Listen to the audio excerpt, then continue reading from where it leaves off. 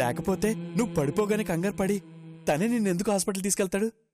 ఎందుకు బొమ్మలన్నీ కొనిపెడతాడు?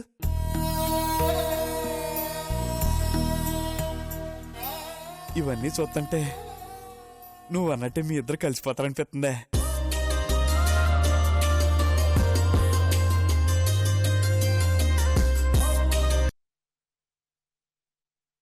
అడ్డంకులా? ఏమడ్డంకులు పంతులు గారు? వాటిని తొలగించడం కుదరదా? కుదరదండి.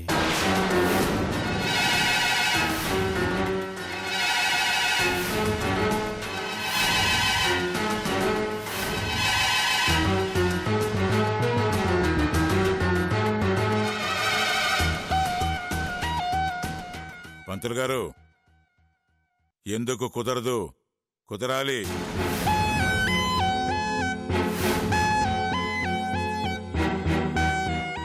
ఎట్టి పరిస్థితుల్లో ఈ పెళ్లి జరగాలి.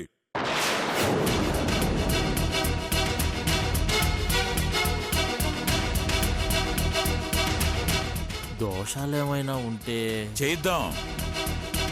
సరేనయ్యా.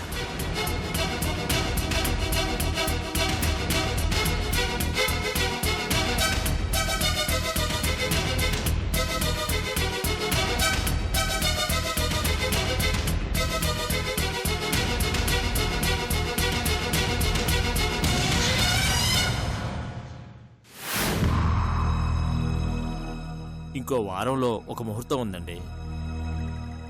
కాకపోతే నిశ్చితార్థం కన్నా ముందు అమ్మాయి చేత ఒక పూజ చేయించాలి.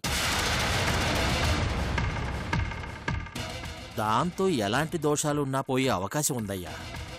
అలాగే. ఆ పూజ ఏ రోజు జరిపిద్దాం? నిశ్చితార్థం రోజు జరిపించవచ్చు. ఆ పూజ పూర్తయిన తర్వాతే మీరు తాంబూలాలు మార్చుకుందరు గాని. అట్టాగే.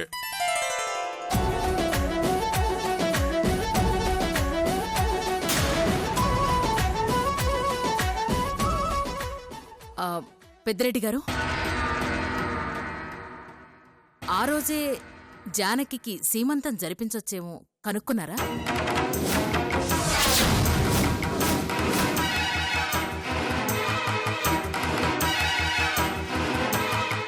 అవును కదా, మర్చిపోయినాను. ఆ పంతులు గారు, నిశ్చితార్థం రోజే మా జానకి శ్రీమంతం జరిపించాలనుకున్నాము. పర్వాలేదు కదా? దాందే ఉందండి, మంచి రోజే కాబట్టి జరిపించవచ్చు.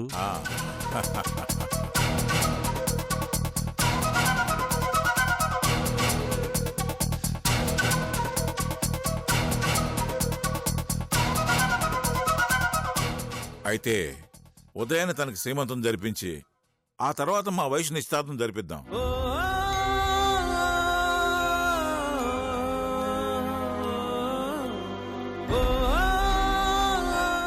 నా ఇద్దరు కూతుళ్ళకి ఒకే రోజు శుభకార్యం జరిపించామన్న ఆనందం నాకు ఉంటది.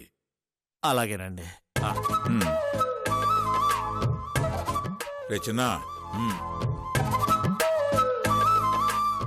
వెళ్ళొస్తానండి. వస్తానయ్యా. మంచిది. శుభస్య శీఘ్రం.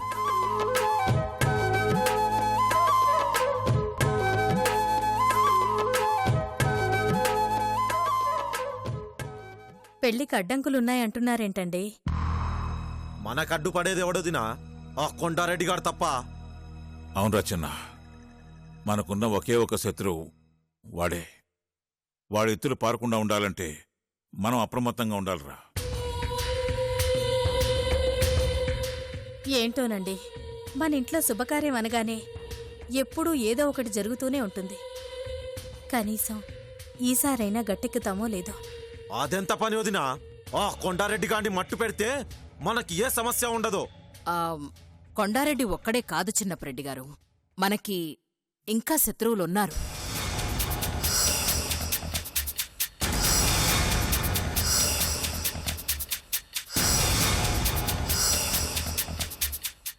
ఎవరు ఎవరు సునందా వాళ్ళు? ఇంకెవరు పెద్దిరెడ్డి గారు? మీకు నాకు ఉన్న ఆగర్భ శత్రువులు. ఒకరు ఆ ఆనంద స్నేహితుడు సుబ్రహ్మణ్యం,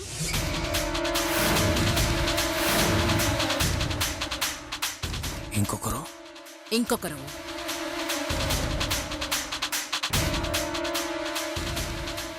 ఆనంద్ రక్తం పంచుకు పుట్టిన తన కూతురు.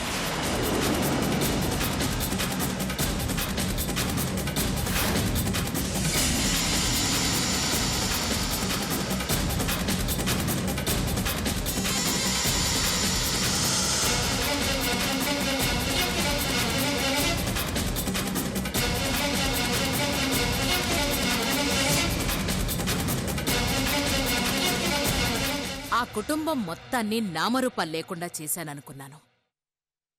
కానీ ఇంకా శత్రుశేషం ఆ ఇద్దరి రూపంలో మిగిలి ఉంది పెద్దిరెడ్డి గారు.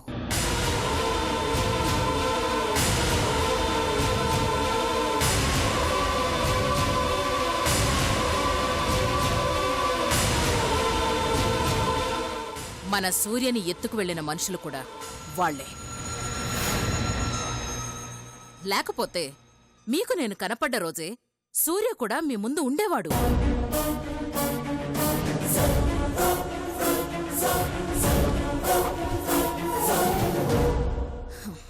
తండ్రి చచ్చినా కూడా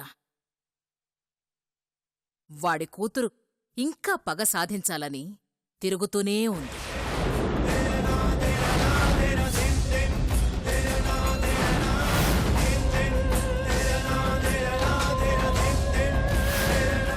ఇదెక్కడ గొడవండి?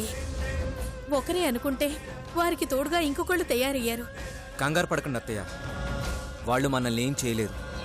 ఇప్పుడు మనం అందరం ఒకటయ్యాం కాబట్టి మన బలం ఇంకా పెరిగింది. ఆ సూర్య, ఆ సుబ్రహ్మణ్యం గురించి నీకు తెలియదమ్మా. వాడొక పెద్ద రాక్షసుడు. వాణ్ణి తక్కువ అంచనా వేయడానికి వీల్లేదు. మీకు ఈ ఊర్లోనే శత్రువులున్నారని తెలిస్తే వాళ్ళు ఒకటై మిమ్మల్ని దెబ్బతీయాలని చూస్తారు. అంతదాకా వస్తే మేం గాజులు తొడుకొని కూర్చోలేదు.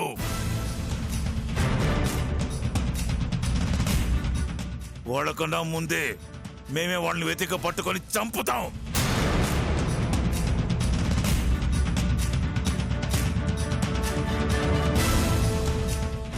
అవునన్నా, ప్రమాదం వచ్చినప్పుడు చూసుకుందాం అనుకునే కన్నా ఆ ప్రమాదానికి ఎదురెళ్ళి పోరాటమే మంచిదన్నా.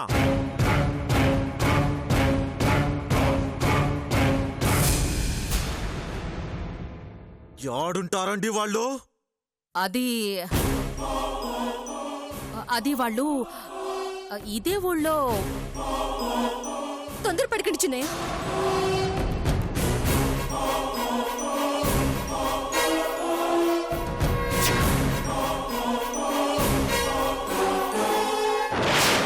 ముందు మన ఇంట్లో జరగాల్సిన శుభకార్యం జరగనివ్వండి.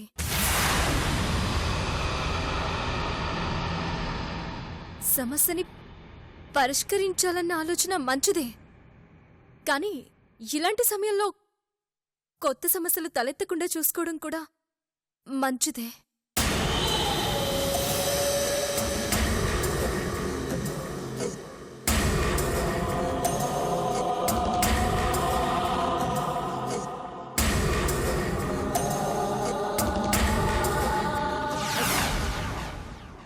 ప్రస్తుతానికి మీరు వాళ్ళ సంగతి వదిలేయండి.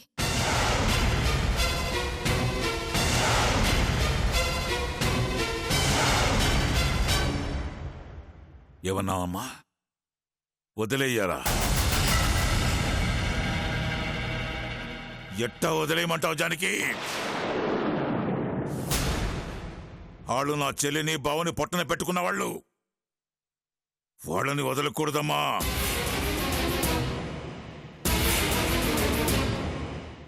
వదిలితే ఆ రోజు నా చెల్లెలికి పట్టిన గతే రేపు నా కూతురికి పట్టిస్తారు.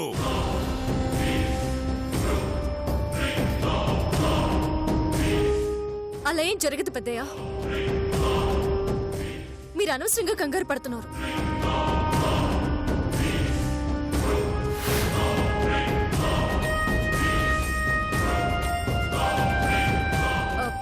పాపం సునంద గారు ఏదో మనసులో ఉన్న ఆవేదనని ఆపుకోలేక మీ ముందు బయట పెట్టారు గాని చూడండి, తను కూడా అనవసరంగా మీలో భయాన్ని కలిగించానని బాధపడుతున్నారు కదండి?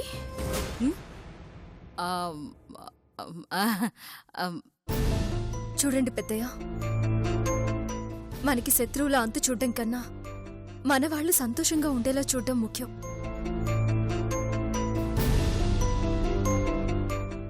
ఇప్పుడు ఆవేశానికి పోయి మనలో ఎవరికైనా జరగరాంది జరిగితే మిగతా వాళ్ళందరూ ఎంత బాధపడతారో ఆలోచించండి.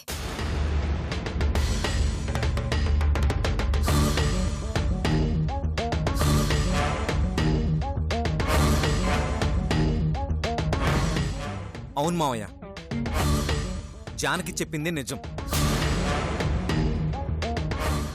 ముందు వైశ్యుకి నాకు పెళ్లి జరగనివ్వండి, మీ కోరిక తీరనివ్వండి. తర్వాత మిగతా వాటి గురించి ఆలోచిద్దాం.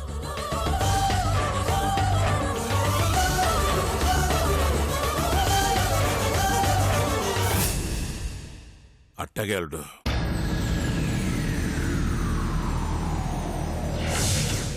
మీరంతగా చెప్తుంటే నేనెందుకు ఆవేశపడతాను?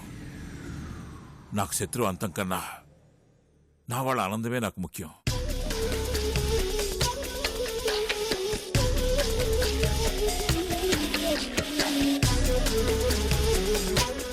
మీరిద్దరూ ఒకటైతే నాకు అంతకంటే కావాల్సింది ఏముండదు.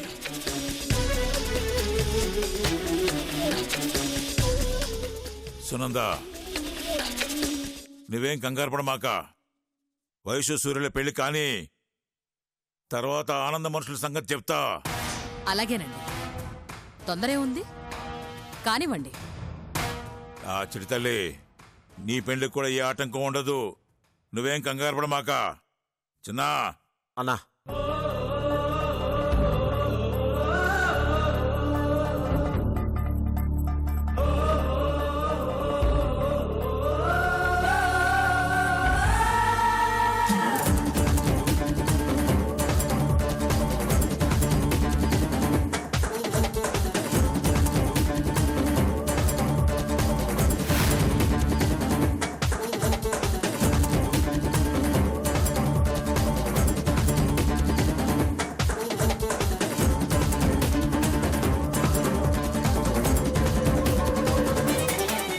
ఆకాశం కేసు చూస్తూ ఉమ్మేయకూడదు, అది మన మీదే పడిద్ది. ఆ రోజు నీకు దగ్గరలోనే ఉంది.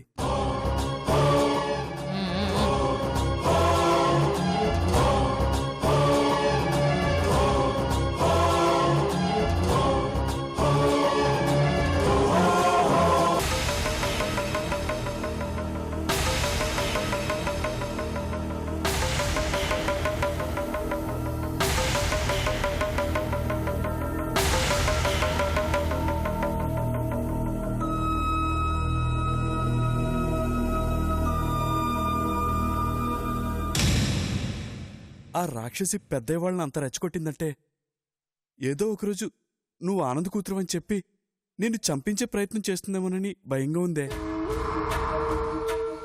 ఏ అపాయం ముంచుకు రాకముందే సూర్యకి ఎలాగోలా నిజం చెప్పి ఇక్కడి నుంచి వెళ్ళిపోదామే. మాట్లాడవేంటే? ఎలా చెప్తావురా? నువ్వు చెప్పిందే నిజమని ఎలా నమ్మిస్తావు? నేను తన భార్యనని చెప్పడానికి నా దగ్గర ఏ ఆధారం లేదురా. నా ప్రేమ నిరూపించుకోవడానికి నా దగ్గర ఎలాంటి సాక్ష్యం లేదు. ఇంకోవైపు పెద్దయ్యకి నా మీద పగ తీర్చుకోవడానికి ఏ సాక్ష్యమో అవసరం లేదు.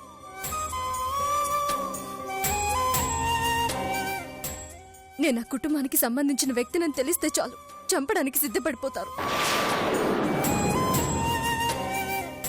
ఎన్ని రోజుల ప్రేమ క్షణంలో పగలా మారిపోతుందిరా. నా భయం కూడా అదేనే. పెద్దయ్య నీకు మాట్లాడే అవకాశం కూడా ఇవ్వడు. అటువంటిప్పుడు మనం సూర్య గతం గుర్తొచ్చే వరకు వేచి ఉంటాం ఎందుకే? సూర్యకి నీ మీద ఉన్నదే అమ్మానమే కాబట్టి మనం చెప్పింది విని తను ఆలోచిస్తాడని అనుకుంటున్నానే. నా మాటినే సూర్యకి నిజం చెప్పేద్దాం రావే. బాలు, తను ఆలోచిస్తాడేమోరా, కానీ మనం చెప్పేది నిజమా కాదా అని బావ ముందుగా వెళ్ళి ఆ సునందనే అడుగుతాడ్రా.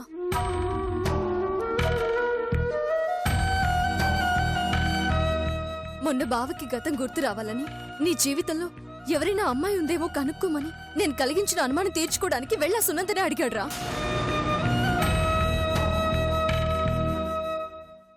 ఇప్పుడు అదే పనిచేస్తాడు. ఎందుకంటే అతని గతంలో ఉంది సునంద్ మాత్రమే అని నమ్ముతున్నాడు. కాబట్టి సునంద్ చెప్తేనే మనం చెప్పేది నిజమని నమ్ముతాడు. సూర్యకి నిజం చెప్పడం వల్ల మనకున్న సమస్య ఎక్కువ అవుతుంది కానీ తగ్గదురా బాలు. మరిప్పుడు ఎలాగే? చూద్దాంరా. నా ప్రేమ గెలుస్తుందో పెద్దయ్య పగ గెలుస్తుందో కాలమే నిర్ణయిస్తుంది. అంతవరకు మన పోరాటం తప్పదురా.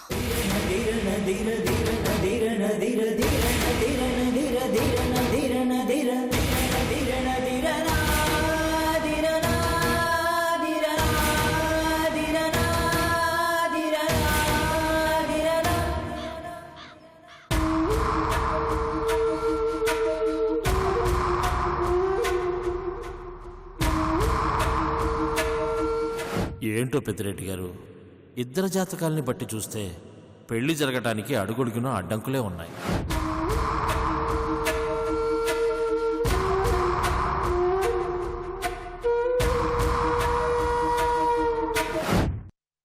మీకు నాకు ఉన్న ఆగర్భ శత్రువులు ఒకరు ఆ ఆనంద్ స్నేహితుడు సుబ్రహ్మణ్యం, ఇంకొకరు ఆనంద్ రక్తం పంచుకు పుట్టిన తన కూతురు.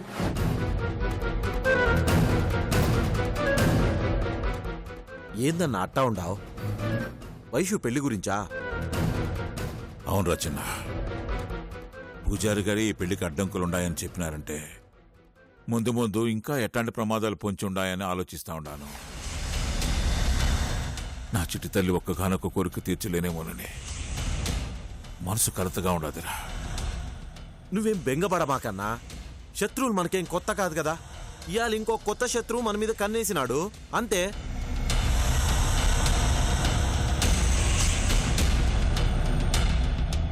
ఒకప్పుడు బావని వెన్నుపోటు పొడిచి అక్క సావుకి కారణమైనారు.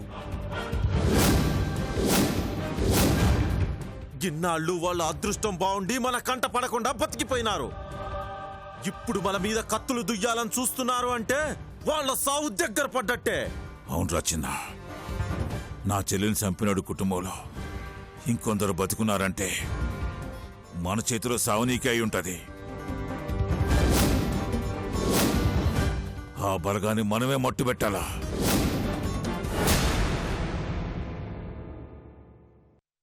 మన చెల్లెల ఆత్మకు శాంతి కలిగేలా మనం చేయాలా?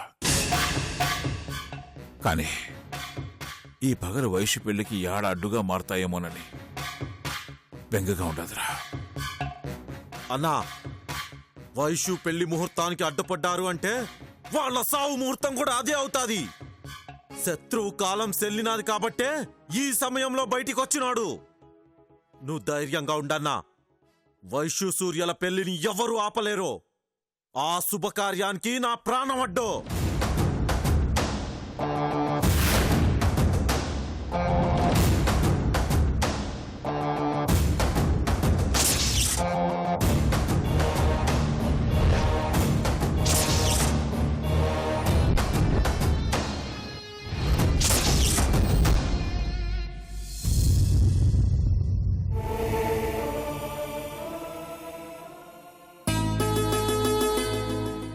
నమస్తే అండి. నమస్తే అమ్మా. పిల్లల గురించేగా ఇందాకే డాక్టర్ గారితో మాట్లాడాను. పిల్లల్ని డిశ్చార్జ్ చేస్తానని చెప్పారు. ఇకపై ఏ ప్రాబ్లం రాదని కూడా చెప్పారు. చాలా సంతోషంగా ఉందండి. ఇదంతా మీ వల్లే జరిగింది.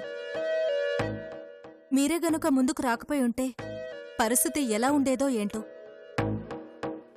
అవునండి, మాకు ధైర్యం చెప్పడమే కాకుండా పిల్లలకేమీ కాకుండా సురక్షితంగా వాళ్ళని మాకు అప్పగిస్తున్నారు.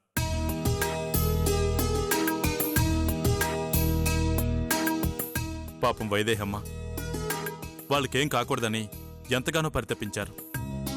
ఇన్ని రోజులు తను ఎంత క్షోభ అనుభవించిందో నేను దగ్గరుండి చూశాను. ఈరోజు పిల్లలకి పూర్తిగా నయమైందని తెలిసిన తర్వాత గానీ తన మొహంలో చిరునవ్వు కనిపించలేదు. మీ రుణం ఎన్ని జన్మలెత్తిలా తీర్చుకోలేమండి. చచ్చా అదేంటయ్యా, నేను మీలాంటి మనిషినేనయ్యా. అభం శుభం తెలియని అమ్మాయికి పిల్లలు అస్వస్థత గురైతే చూస్తూ ఊరుకుంటామని చెప్పు. ఏదో నాకు చేత నేను సాయం చేశాను. మీరు మనిషి రూపంలో ఉన్న దేవుడండి మాకు. ఆ దేవుడే మిమ్మల్ని ఆ పిల్లల కోసం పంపించుంటాడు. చాలా థ్యాంక్స్ అండి. దేవుడి మీద నమ్మకం ఉన్న వాళ్ళకి చెడు జరగదమ్మా.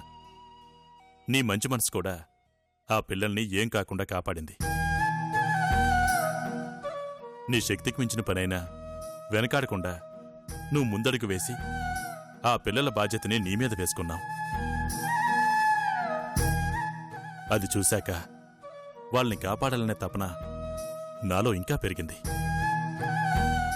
Your inspiration Vaidehi. నీ స్ఫూర్తితోనే ఇంకెంతో మంది నీ బాటలో నడవాలని కోరుకుంటున్నాను.